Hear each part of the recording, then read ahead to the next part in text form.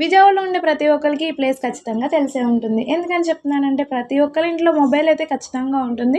అది కింద పడుతుంది, పగిలిపోతుంది, డిస్‌ప్లే గూడా పగులుతుంది. అందరూ మొబైల్ కొత్తది కొనుక్కోలేరు గదా వెంటనే.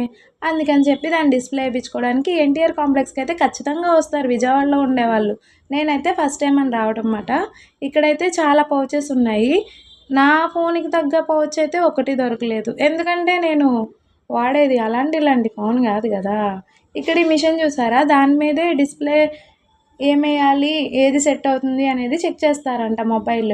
నాకైతే ఈ కేస్ అయితే బా నచ్చింది. కానీ అది నా మొబైల్‌కి సరిపడా కేస్ కాదనమాట.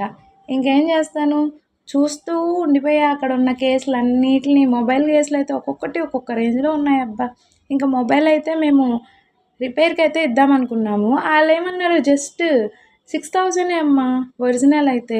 డూప్లికేట్ అయితే 3,000. ఇంక ఇది ఇలా కాదని చెప్పి మేమైతే ఇవ్వలేదనమాట మొబైలు. కొత్త మొబైల్ అయితే తీసుకున్నాము. అది ఏంటి మోడలు అనేది నేను నెక్స్ట్ షాట్‌లో అయితే చూపిస్తాను. అప్పటి వరకు నా ఛానల్‌ని సబ్స్క్రైబ్ చేసి